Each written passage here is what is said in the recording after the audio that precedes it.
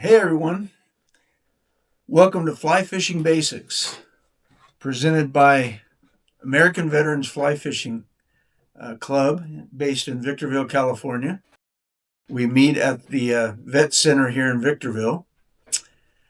We are a recently formed fly fishing club for veterans, formed in the year of this year, 2025.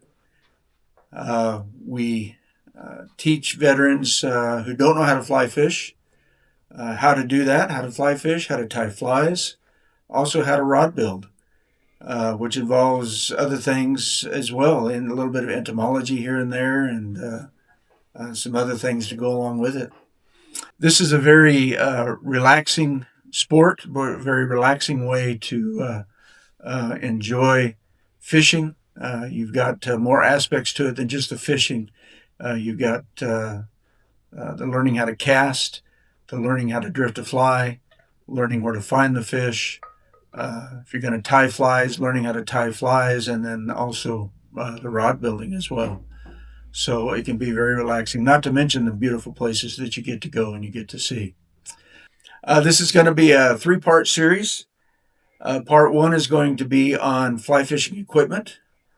Part two is going to be on fly tying. And part three is going to be on a little bit of entomology, a little bit more on the flies and the imitations and what they imitate that's in the water. It's the reason we're doing this video is it has come to our attention that a few of the basics of fly fishing have been overlooked at the beginning of the club here for the new members. And sometimes those of us who've been fishing for a number of years, we forget some of the basics. We forget to present those to those that we may be teaching how to fly fish. So that's the whole reason for this, just to go over some of the basic stuff. Not going to go into a bunch of detail, not going to go into a bunch of in-depth discussion on anything, but just touch the basics so that you can get familiar with the equipment and know what's what, and get familiar with what you're tying, the flies that you're tying and the tools that you're using, and what those imitate in the water. There are all kinds of reading materials, all kinds of DVDs and stuff on YouTube these days that you can go to reference a lot of these things.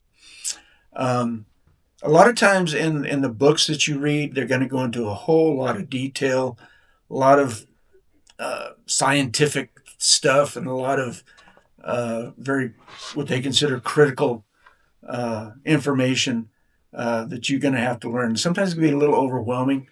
I remember when I first got into fly fishing and reading some books, I'm like, wow, you got to have a PhD to be able to know how to do this stuff. But you don't. Don't be overwhelmed by that. Don't be discouraged by that. It's all very simple, all very basic. And bottom line is just get out there and enjoy yourself. Get out there and enjoy the water. Enjoy the beautiful scenery that you're going to be in. Trout do not live in ugly places. Trout live in beautiful places. And you're going to enjoy the places that you're going to be fishing in. Okay, so to start off with, we're going to start with the fly rod. We're going to explain a couple of the features of a fly rod. We'll start off with the grip of the fly rod.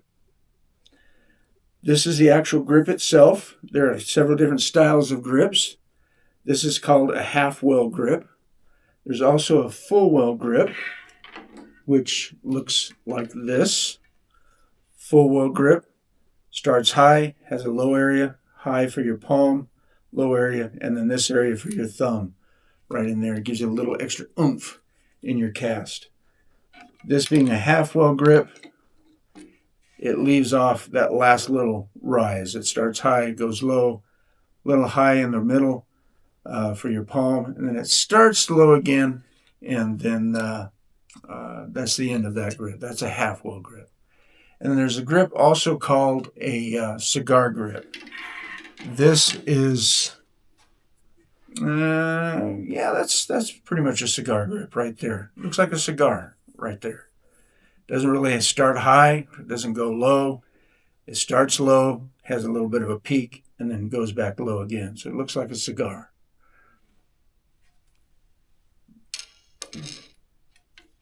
This here is what's called a reel seat. This is an up-locking reel seat. You lock your reel in by screwing the nut up and locking a reel seat from the bottom, so up-locking. There are some, they're not very common anymore. They used to be very common, but they're called a down-locking. And instead of this being down at the bottom, it's up here at the top, and you just screw it down to secure your fly reel. This is the blank. There are several different materials out there for the blanks. Originally, bamboo, years and years ago, used to be what fly rods were made out of. You can still get bamboo rods. They're very expensive. And a very unique way of casting and a unique feel in those as well. So there's still some bamboos out there, but yeah, like I say, they are expensive. There's fiberglass. Bamboo kind of evolved into fiberglass over the years, became cheaper and a little more lightweight to cast. I don't have a fiberglass rod to show. This one is a graphite rod. And there are several different generations of graphite. This one here happens to be generation 3E. And graphite makes them even lighter than the fiberglass. You can get a little more stiffness out of them, which helps with your casting, can help with your casting, especially in the wind. But they do have different flexing rods. Some flex a little further down into the backbone.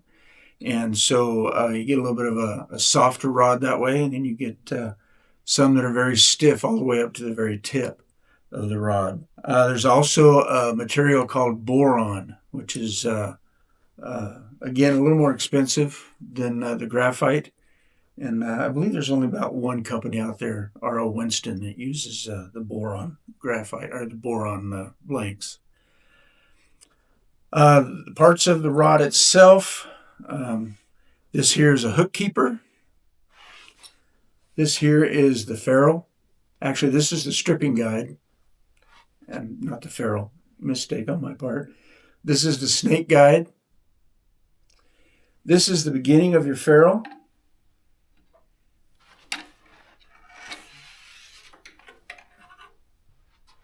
This would be the male end of the ferrule. This would be the female end. And that's where your rods connect. So that is called the ferrule right there. And this right here is what's called the tip top, just the very end guide on your fly rod. Most fly rods also have right above the grip, they've got an area here where it will most likely have the manufacturer's name. It will have the type of rod that you're using, the model, I should say, of rod that you're using. In this case, it's a Sage XP. It might tell what the material is. This one states that it's graphite 3E. And it also gives the length and the line weight of the rod. Different companies have different ways of putting their serial numbers on them. Sage usually does the length and line weight of the rods. So this one has a 590 for the series of rod this is. That's a 5 weight, 9 foot. But it also spells it out down here. It's got right here number 5 line, 9 foot 0 inches, and then the actual weight of the rod, which in this case is 3 1/4 ounces of this particular rod. Fly rods also come in multiple pieces. Years ago, back when I don't want to make myself sound too terribly old, but back when I first got into fly fishing, the most common rods out there as far as the as far as the graphite rods, were 2-piece rods. They did have some 4-piece rods, but they felt very clubby, very bulky in your hands when you would cast. They were just too stiff at the ferrules and very tiresome to cast. But over the years, they've gotten really good at improving that technology on multiple piece fly rods. So they do now have rods that are about 3-piece, and it's even almost hard to find a 2-piece anymore. They've gotten so good at it. You got 3-piece, 4-piece, and I've even seen up to 5 or 6-piece fly rods as well. So you do have that option. One of the advantages to that is if you do a lot of hiking, a lot of backpacking, anything like that, you can get shorter breakdowns of your rods so that they're more easily packed in to the backcountry. And so that's one of the major advantages of that. All right, so next let's move on to fly reels. For most situations that you'll be fishing, that most of us will be fishing, you're really not going to really need to use your fly reel much. I know it sounds strange to say that, but usually what you'll do when you're catching average size trout, you'll just strip them in by hand. And when you feel them that they need to run for a little bit, you'll just loosen up your fingers a little bit, let the line slip through your fingers. When they stop running, you pinch them down again, and then you just start stripping them in. Basically, a fly reel is just a way to store your line. If there was some way that you could figure out how to tie a Coke can onto the end of your fly rod, I wouldn't suggest that. It'd look pretty hokey, but you could do that, and just a place basically to store your line. However, there are those occasions where you're going to hook into a big fish, and you are going to want a reel. So you're going to want to have a decent reel with a decent drag in it that will be able to help you slow down that fish and tire that fish out some. So let's go through some of the different types of fly reels. Fly reels are made out of different types of material. I'm going to list some. Generally, they'll be from the cheapest on up to the most expensive, the way I'm going to list them. Graphite reels, where the frame and the spool are graphite. They're very lightweight. They're not very durable. And generally the drags on them, the drag systems on them are not all that great. They might suffice for some situations, but if you hooked into a really big one, it might not be the best drag system to have. There is also stamped aluminum fly reels, and again, those are on the lesser expensive side. The drag systems on those are generally what's called a click and pawl. I'll get into that a little bit later. And that's an old time type of drag system. It's decent, but the more modern disc drags are what are preferred these days. They do make die cast fly reels. They're a little more durable than the previous two I've mentioned. They do come with click and pawl drag systems as well as some lower end disc drag systems as well. On the high end, as far as expense goes, there is machined aluminum fly reels. Those are machined from aircraft aluminum. They're very sturdy. They're, for the most part, lightweight. They're durable, and they've got some phenomenal drag systems on them. You can get them with click and pawl as well. You get them with lesser expensive, less technology type of a disc drag system, or you can get them with the more sophisticated type of disc drag system. So let me show you a couple of different types of those reels.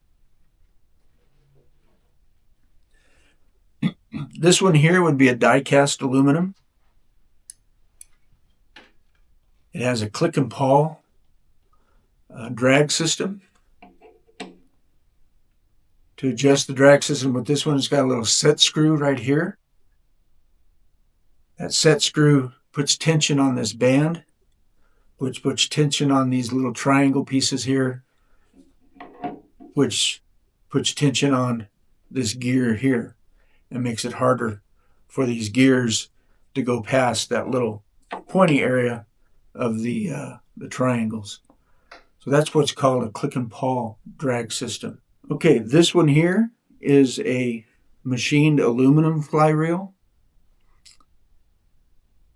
And this one has a disc drag system. And this is one of the more technological disc drag systems. This is a very good drag system on this one. Back here is the knob in which you adjust the drag. The frame on this reel is what is known as a full cage frame. As you can see, it's got a cage-like design that comes all the way around the frame of the reel, and it completely encases the innermost part of the spool itself. This is what is known as a spool. This is what your line is put onto, your line and your backing, and that is the spool. There is also what is known as an open reel. This would be what's considered an open reel. You can see that it has no cage-like system. It's got this bottom portion here to keep your line from getting all tangled up and getting backwards on the reel. And then it's got a place up here for the foot of the reel to attach. This is what is known as an open framed reel. There are two different types of spools. There's what is called the standard spool, which is old school. These were pretty much all there was years ago.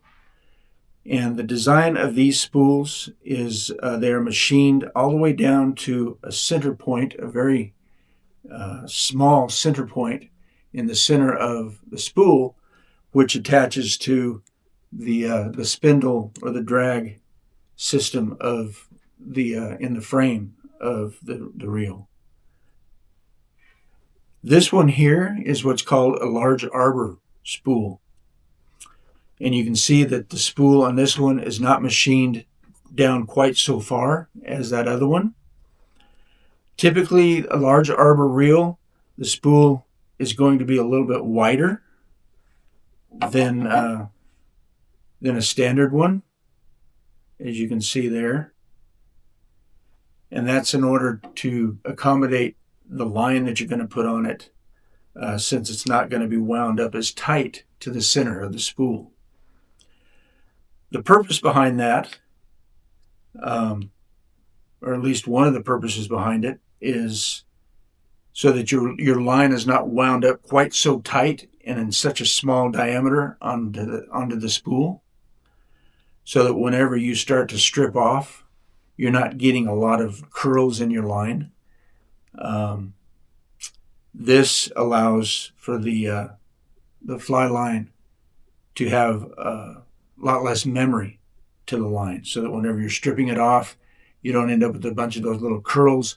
You get a little bit bigger curls, and those are a lot easier to deal with when you're stripping the line off the reels. So that's a large arbor, and this is a standard arbor reel. This particular reel has what's called an exposed spool, an exposed rim. An advantage to that, as opposed to one that is not exposed, similar to this one here, you can see on this one, the reel is inside the cage system. So there's no way for you to access that rim of that spool when you're fishing. The reason you might want to access the rim of that spool when you're fishing is that if the fish runs on you and you got your drag set pretty low, on a pretty low tension, you can do what's called palming. You can palm that spool. Don't want to put too much pressure on it, just barely touch it, and then that'll help slow that fish down until you get a chance to maybe adjust your drag system a little tighter, a little stronger. So that's what's called an exposed rim right there. This is the foot of the reel. And most reels are very easy to switch from right to left hand, depending on what your preference is. And every manufacturer has a different way of doing that. So when you buy your reel, you're going to need to check out in your instructions on that reel how to switch it from right to left hand. And that would determine which way you're going to be spooling the line on. You're going to be turning it this way or this way. Okay, so let's move on to the backing on the fly reel.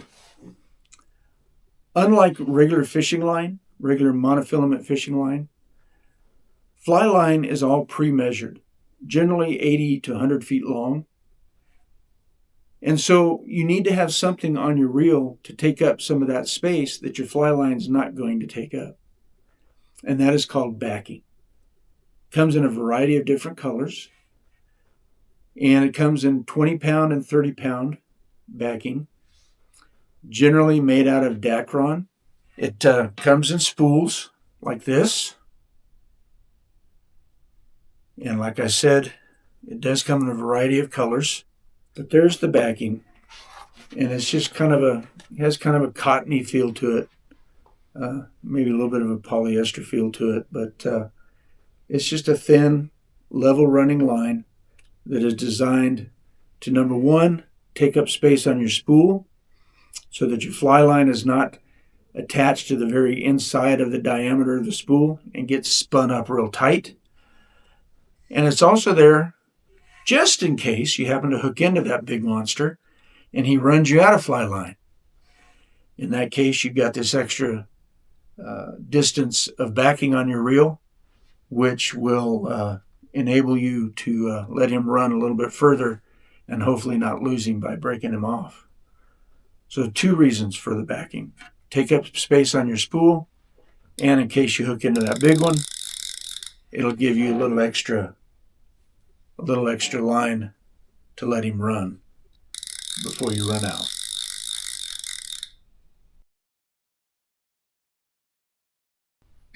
So let's move on to fly line. Fly line is made of PVC, polyvinyl chloride. It has a slick coating on it, and it's very important to keep your fly line clean.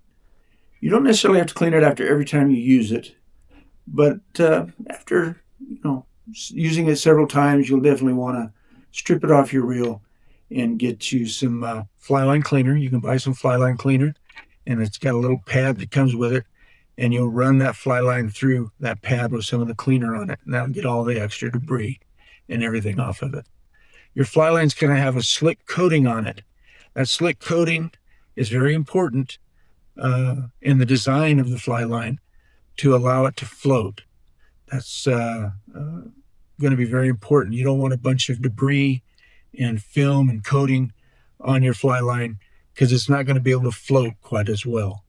If you don't clean it periodically. So make sure that you clean it. If nothing else, just get you a wet cloth and run the fly line through that wet cloth, and that'll help immensely to keep it clean. Your fly line's not going to last forever. Signs of when you might need to get some new fly line would be your coating and everything is going to start to crack. And you'll see some visible cracking, which is going to hinder it from floating properly. If you're out fishing and you notice that your fly line is not staying on top of the water, it's starting to sink, and you get home and you clean it, you take it out again, and the same thing happens, that might be another indication that you need to switch out your fly line.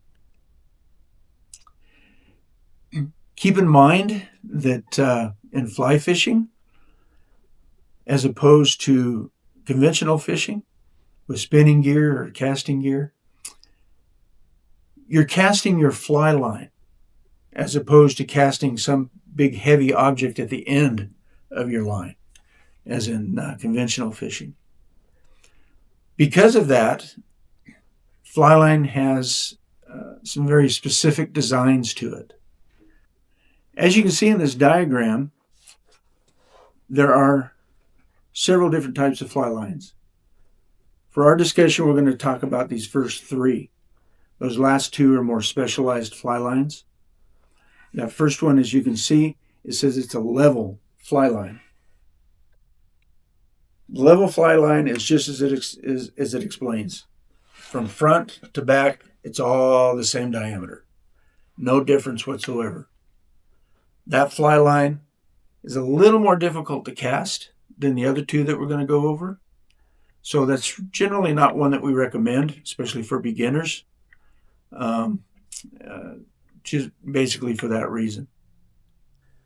The next one that you see in the diagram is a weight forward fly line.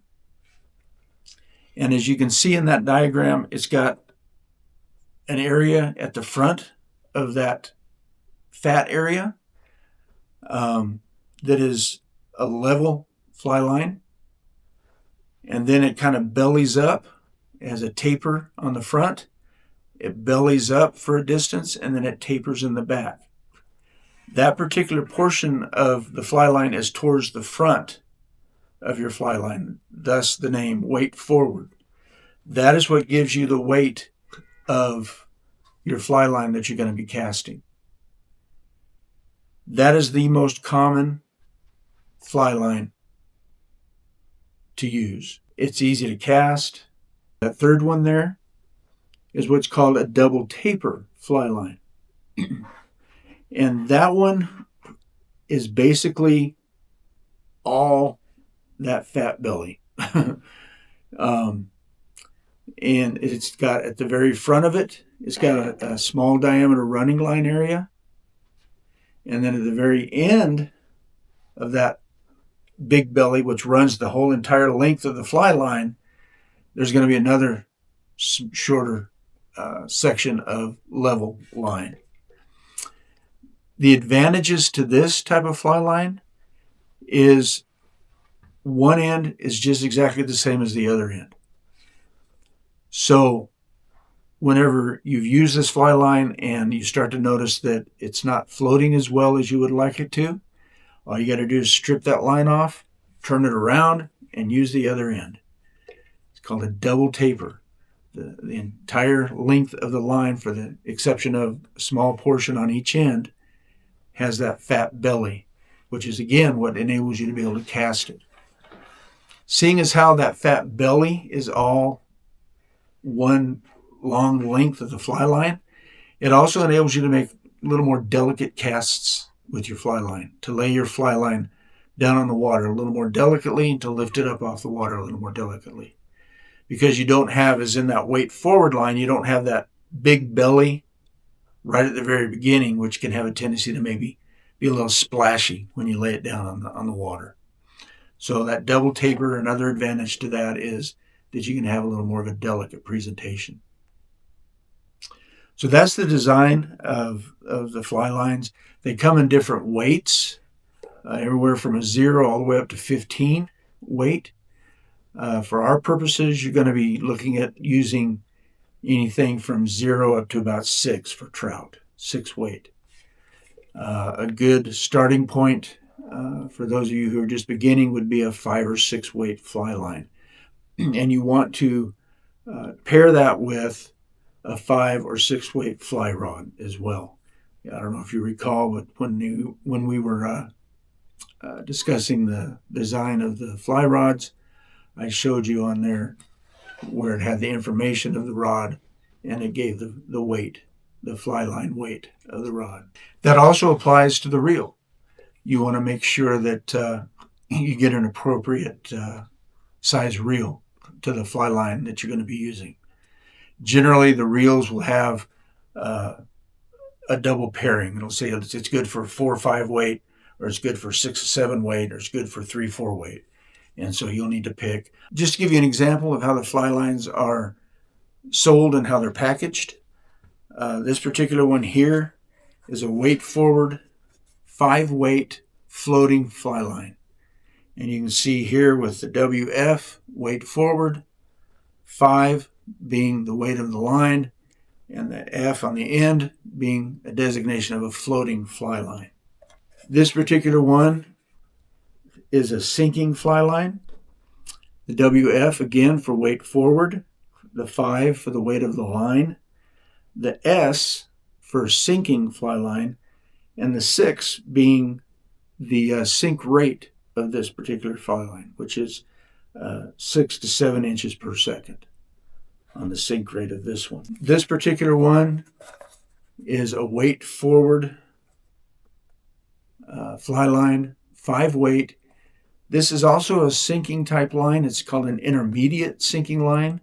It will sink down to about 3, 4, 5 feet or so. If you're looking to get a double taper, the abbreviations on those would be a DT. So where these had WF, it would say DT, 5F for floating. In the design of the fly lines, what allows them to float or sink is what's inside the fly line itself when they manufacture it. A fly line that floats is manufactured with air bubbles within that PVC, which allows it to float. And again, like I said earlier, that slick coating, keeping that clean, keeping debris off it also assists in helping it to float. The sinking fly lines. Now on the sinking fly lines, as I've already mentioned, there's an intermediate. There's what's called a sink tip fly line, which has a portion of the front end of the fly line which sinks, usually about 15 to 25 feet of the front end of a fly line will be a sinking portion. And that portion is generally a darker color, a dark brown or a black, to designate where the sinking portion is. And then the rest of the fly line is a green or an orange or a yellow, something of that nature, which shows you the floating section of that fly line. I like to use those on lakes. They can also be used on rivers as well, larger rivers that might have a good deal of depth to them. And what they use to make those sink is when they manufacture that sinking portion of that particular fly line, they put in little lead chips, which gives it some weight and allows it to sink. That box that I showed you earlier that just said sinking, and it had a 6 to 7 inch per second rate of sink, that was a full sinking line. That entire line is a black or dark brown color, and none of that particular line floats. That is a full sink line.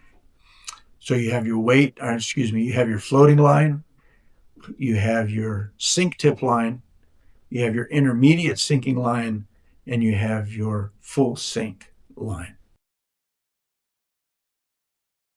Now let's talk real quick about leaders. Leaders are typically made out of the same material as regular fly line, monofilament or a fluorocarbon. They do have what's called braided leaders, which those aren't usually very common. But for our purposes here, we'll be talking about the tapered monofilament or fluorocarbon leaders. The two are basically the same as far as the way that they're designed and taper. The only difference in them is the material that they're made out of. The monofilament is made out of monofilament, fluorocarbon being made out of fluorocarbon. The advantages, they say, to fluorocarbon is it does sink better than monofilament. So it might be better to use with streamers or nymphing.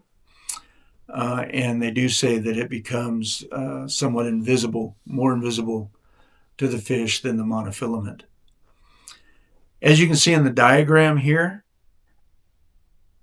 as in the name of the tapered fly line, it starts off with a butt section, which is a thick portion of the leader.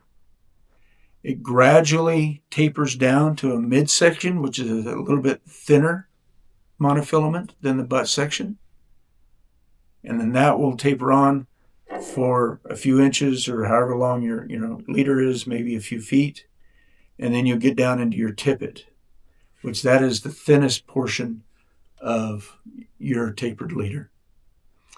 That's the portion that you're going to be tying your flies onto, is that tippet portion of the fly line. The purpose of a tapered leader is that when you're casting your fly, you're generating energy in your fly line. And you want that energy to continue on through your leader. And as it continues on through your leader and it gets down into that narrower section, smaller diameter section of the fly line, that energy starts to dissipate, and so it allows your fly leader to lay softly and lay out flat, lay out straight on the water. If you were to just tie on a straight piece of monofilament, you might get lucky if you have the wind to your back to be able to do that, to lay it out there nice and straight and flat and easy on the surface of the water.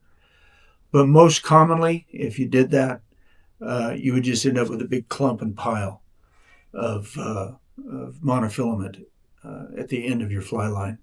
And your fly would be right smack dab in the middle of that big pile. So it's not going to be pretty, in other words. Not pretty to you, not pretty to the fish. And we know it's got to look right to the fish.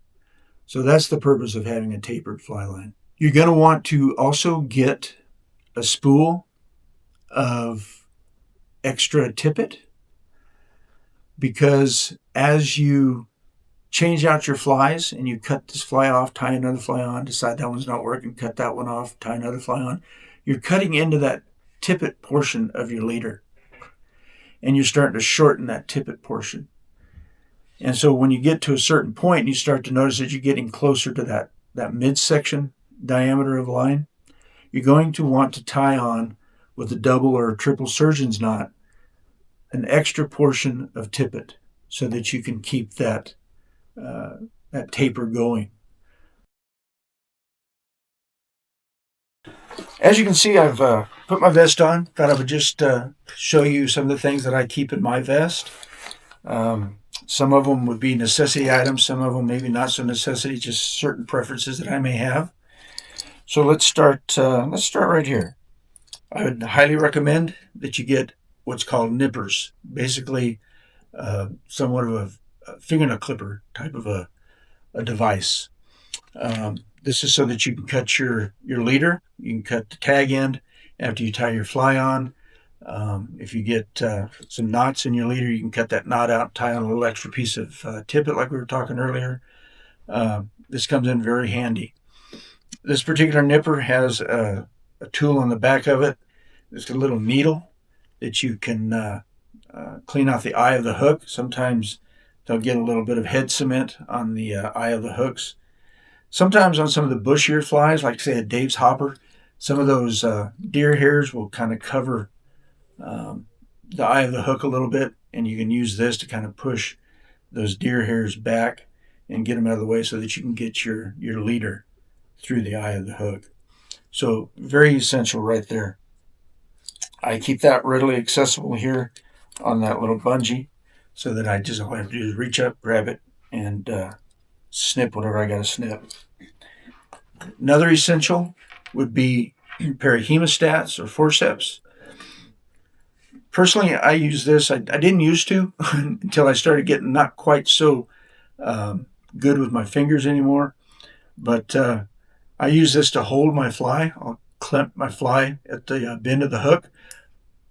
I'll lock it in there like that, put my leader through the eye of the hook, and then I'll twist it like this to get my 5 twists for my knot. And then let go of my fly and then clip off the tag end with this. This is also good for getting the hook out of the fish's mouth. There are other devices out there, one called a Ketchum, I believe. I do use that when I'm in my float tube, and those are pretty handy as well. So you might want to look into getting what's called a Ketchum hook remover. That's what those are called. These two things here, this one not so much necessity. This is a knot tying tool. Allows you to tie several different types of knots, tube knot, nail knot, that sort of thing. But I do keep that handy right there. Don't know why, just a good place to put it. This is somewhat essential maybe. It's a leader straightener. When you get your leader, it's going to be coiled up into a tight little round coil. And so you've got to undo that, and then you got to straighten it out. And when you do that and you let go of it, it's going to go boing, and it's going to spring back, and it's going to have some memory in it. One way to get that memory out is just to take it and pull it through your fingers, get a little friction on it, pull it through your fingers, maybe put a little tension on it as well, and that'll take out a lot of that memory in that leader. This does the same thing, but without burning your fingers. It's got a little rubber pad in here, a little leather portion on the outside. Put your leader in between these two rubber pads, and then you pull it through there, and that applies friction to the leader and straightens it out for you. So this one I would consider somewhat essential. Up in this pocket, I have my leader wallet.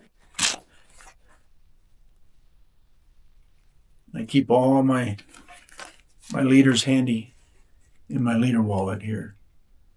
And that one obviously didn't get put back in its pouch like it should have been. I must have been in a hurry pursuing a big one. So these are a good idea to have one of these so that you can have different variety, different lengths of leaders, and maybe even different tensile strengths of leaders. 5 pound, 3 pound, 2 pound tippets on your leaders. Since we're talking about leaders, in this pocket right here, that's where I keep my spools of extra tippet. I've got some 5X. I think that's a 5X as well. And then another 5X. But that's fluorocarbon. That's 5X fluorocarbon. And then these two are 5X monofilament. And again, you need these for replenishing the tippet section of your leader as you break off flies or as you cut off flies and replace it with new flies. You'll need this to replace that lost tippet portion of your leaders. They do make, I think they're called leader tenders, and it's usually like in the shape of a T. And you can put these spools have a little hole in the middle of them. You can put them on that T thing, and you can hang it somewhere on your vest. I just don't like having tons of stuff hanging on my vest. I prefer to use pockets. But if you're inclined to having stuff hanging on your vest, those work very well too. You just reach up, pull the tag in, and you just pull it out and cut off what you need instead of reaching into a pocket. This pocket, I got one fly box, double-sided fly box. I've got my dry flies on this side, my nymphs on this side. This one's mainly dedicated to mayflies, mayfly imitations. And this pocket, I've got another fly box. And this one is not so organized into dries and nymphs, but this one's got a lot of caddis imitations. Dry flies here, got some nymphs here, got some stowfly imitations, dry fly imitations here, got some soft hackles, midges going on over here, mixed in with some caddis as well. And then streamers back here and some larger hoppers and things of that nature. So that's that. And in this pocket, I've got some floatant. Right there, some quill. And then, what's that? Snake River mud. I started using this. I've heard that it can be a good idea to put some of this on your leader. It helps to break a little bit of the surface water tension and makes your leader maybe drop down just a little bit below the surface, so it's not quite as shiny in the sunlight. Makes it a little less detectable by the fish. This pocket, I got some split shot weights. This has got 4 different size split shots in it. 5 actually, 5 different size split shots in it. And keep that one in right there. This pocket right here, I keep some clip-on sunglasses. Used to just have regular sunglasses, so I had to start wearing these things. lanyard for my glasses. And what else have I got in here? Oh, yeah. Always got to have your license with you. Don't go out there without a valid license. Wherever you're fishing, California, Utah, Colorado, make sure you got a valid fishing license. In this pocket, I've got a few things. Got a tape measure for measuring the big one right there. Got a tape measure, and reel that back up.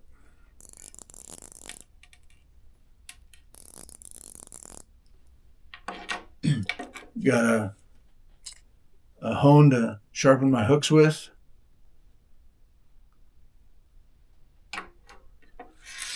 Got a pair of pliers to pinch my barbs with. You can pinch your barbs with your forceps, your hemostats, but I like something a little heavier so I can give it a little more of a squeeze and make sure that barb's pinched really good.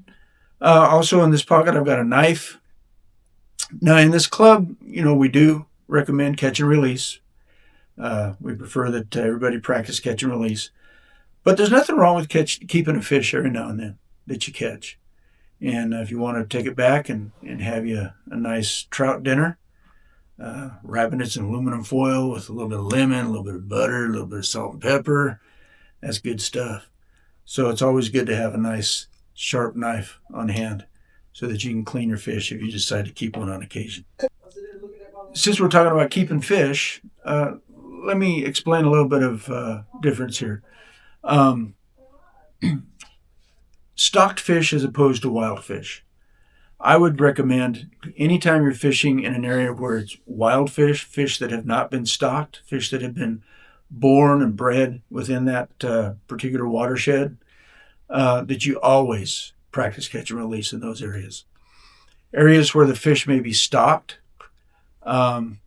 keeping a fish every now and then, and it's been told to me that it's even recommended sometimes that you keep those fish because that's what they're there for. And in a lot of situations, a good portion of those fish are not going to survive the winter anyway because they're just not used to it. They haven't grown up with it. They haven't acclimated themselves to it. And so a good portion of those fish won't even make it through the winter.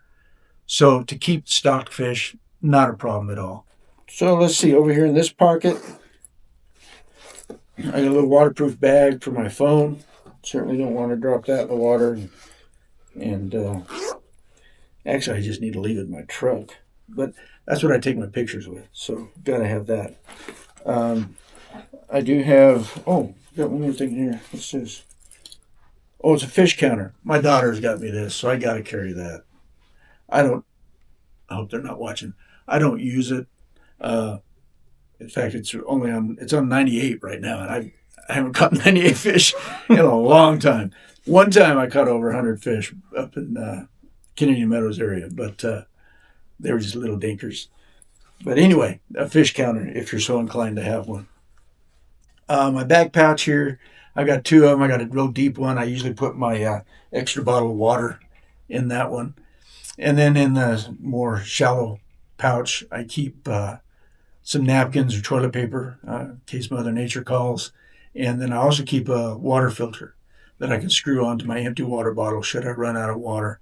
And I can drink river water through that water filter. Only other thing I can think of is a net. Get you a nice net. This is an old net. I've had this one for many years. You can see it's pretty well worn.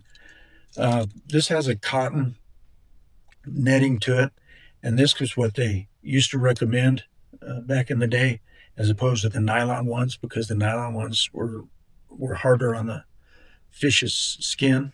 They've got these cotton type. They've got the soft nylon kind, and then they've also got rubber ones, and those have become really popular. And those are really gentle on the fish. Those rubber ones. I do have a lanyard here for my net in case it gets away from me. And you're going to want something on your net to be able to attach it to your D-ring back here. I really like this particular clip. Rose Creek, I think, is the maker of this. It just clips. It's really easy, and it's very hard for something to snag it and pull it off. And if it does snag and pull it off, you're going to know it. So I think that wraps up for the vest. The only other thing I have left to talk about is just assembly and disassembly of your gear. Just a recommendation. You're going to invest a good deal of money in your gear. Your rod, you're going to want to get you a decent rod, make your casting a lot easier. You're going to want a decent reel. In case you're looking at that big one, you got a decent drag system to be able to fight that fish with. So you don't want to damage them, break them, bend your guides, anything like that by shutting them in a door, shutting them in a tailgate, something of that nature, dropping it on the ground, falling, leaning up against your truck, slides down, somebody steps on it, breaks it. So my suggestion is whenever you're getting out to the place you're going to fish, lake, river, creek, whatever it is, get out of your vehicle. First thing you need to do is get your gear on you. Get your vest on, your hat on, get your waders on, your boots on, whatever it is you're going to put on yourself to go fishing. Once you're done with all of that, then get your fly rod and reel out. That way it's not exposed, it's not out in the open when all the confusion's going on of finding this and getting that and putting this on and taking this off and so on and so forth. Putting your rod together and putting your reel on your rod, make that the very last thing that you do before you go out to fish. And that way, if you're with other people and they're still getting ready, you got it in your hand. Don't set it down. You got it in your hand. It's away from them. They're not going to step on it. They're not going to break it. They're not going to close it in the door. Just what I consider to be a good piece of advice. That's what I usually try to do. I won't say that I'm 100% at it, but pretty close. When you're done fishing and you go back to your vehicle, just the opposite. Put your fly rod and your reel away first thing. Put your rod in the tube. Put your reel in your case or in your reel pouch. Whatever it is that you secure those things in, put those away. Put them away from where you're going to be taking all the rest of your gear off. Put it inside the vehicle. Then start taking your vest off and your boots off and your waders off.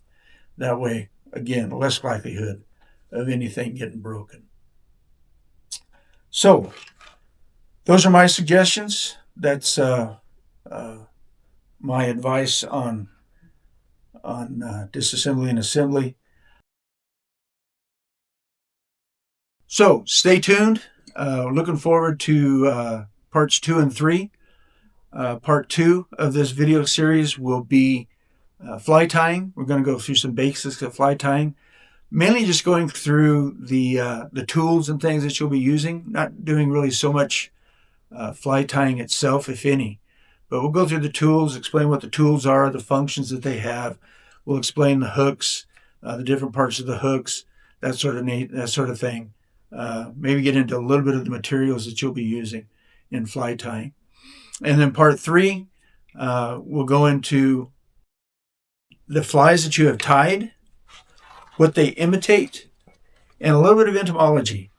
We'll show some pictures of some of the actual bugs that are in the water, and then we'll be comparing those to the flies that are out there and showing you the similarities so that you can have some sort of an idea as to looking at this particular fly and picking a rock up out of the river and seeing and going, yeah, I think that works. I think that looks like that. So we'll use the pheasant tail to imitate this mayfly. All right. So look forward to that. I hope you found this video to be informative. Thanks for watching, and thanks for being a part of American Veterans Fly Fishers. We love y'all, and we really enjoy being a part of this organization, and look forward to getting out on the water with you. Take care, tight lines, and we'll see you out there. Bye.